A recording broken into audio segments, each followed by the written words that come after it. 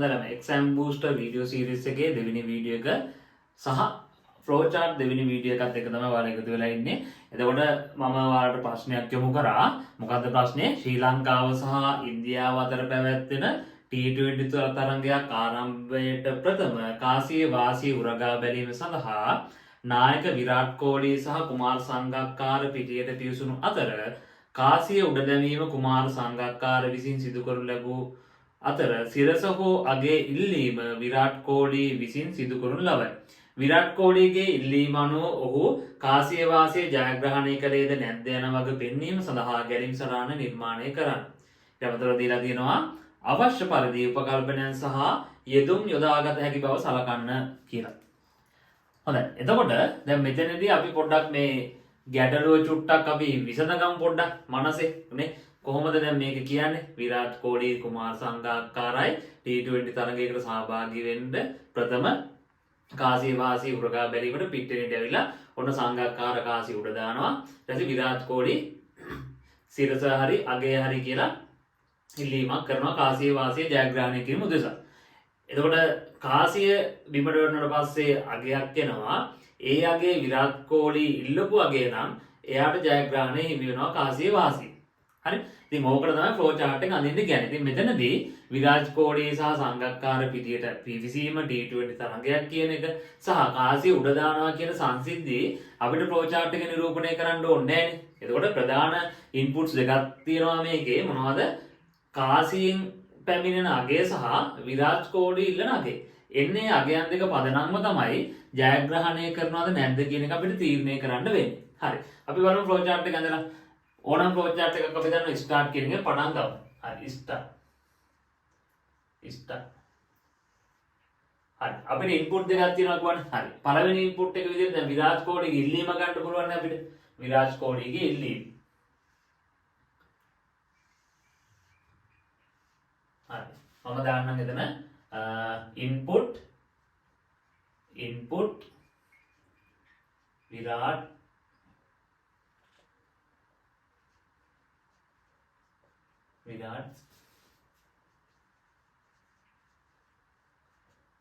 request. Hari request as VR කියන. හරි. ඒක විරාජ් කෝලිගේ රික්වෙස්ට් එකට ඒ අනුව එයා ඉදනාගේ මම VR කියලා ගන්නවා. ඊට පස්සේ මම යටින් දානවා පොඩ්ඩක් තවදුරටත් පැහැදිලිවෙන්න input HOT කියලා. input HOT කියලා දාන්න. හරි. ඒ කියන්නේ head එක නැත්නම් සිරස આવොත් H එහෙම නැත්නම් අගේ આવොත් T කියලා ඉන්පුට් කරන්න කියලා මම පොඩි සඳහනක් කරනවා. ඊළඟට දැන් එනවනේ coin එකේ value එක. coin value එක. ඊළඟට එනවා coin value එක. හරි. ඊට පස්සේ ඒකත් අපි ඉන්පුට් කරගන්න ඕනේ. input coin value as CV කියලා ගන්නවා. CV coin value එක මම කෙටි කරලා ගන්නවා CV කියලා. ඊට පස්සේ එතන ඉන්පුට් කරගන්න කියනවා මම HOT කියලා. රවුලන්නේ හරි. ඔන්න දැන් ඉන්පුට්ස් දෙක දෙනවා. එහෙනම් ඉන්පුට් දෙක අනුව අපිට ඩිසිෂන් එකක් මේක කරන්න තියෙන්නේ. කාසියෙන් ආවේ හෙඩ් නම් විරාජ් කෝලි දිල්ලුවේ හෙඩ් නම් විරාජ් කෝලි දිනු. එහෙම නැත්නම් එයා බැරේ. නේද? හරි. අපි බලමු එහෙනම්. හරි. බලමු එහෙනම්. අපිට පුළුවන් කොන්දේසියක් බලන්න. ඊළඟ කොන්දේසියක් බලන්න පුළුවන්. මොකද්ද කොන්දේසිය? is හරිද? is VR කියන එක සමානද CV කියලා බලන්න පුළුවන්. හරිද? is VR කියන එක සමානද CV. හරිද? VR කියන්නේ විරාජ් කෝලිගේ රික්වෙස්ට් එක, CV කියන්නේ coin value එක. හරිද?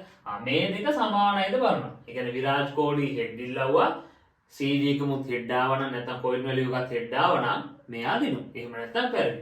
හරි අපිට දාගන්න පුළුවන් yes no කියලා දෙකක්. හරි මම දානවා මෙහෙට yes. පහළ දානවා no කියලා. හරි. මේ වැලියු එක සමානයි කියන්නේ VR විරාජ් කෝලිගේ රික්වෙස්ට් එක coin value එකට සමානයි කියන්නේ විරාජ් කෝලි දිනු නේද? විරාජ් කෝලි දිනු. එහෙනම් අපි අවුට්පුට් කරමු. output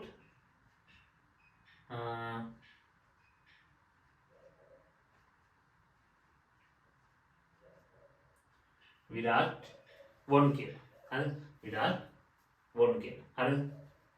ඊට පස්සේ විරාට් රෝන් කියලා දාන්න. හරිද? එහෙම නැත්තම් අද විරාට් කොහ්ලි පෙරදිනේ.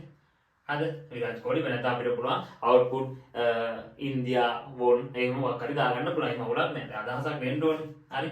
ඊට පස්සේ අපි දාගමු ඊළඟට මෙයා යස් නෙවෙයි කියන්නේ මෙයා පෙරදී කියන එක නේ. මෙයා යස් නෙවෙයි කියන්නේ මෙයා පෙරදී කියන. එහෙනම් සංගක්කාර තමයි දිරලා තියෙන්නේ.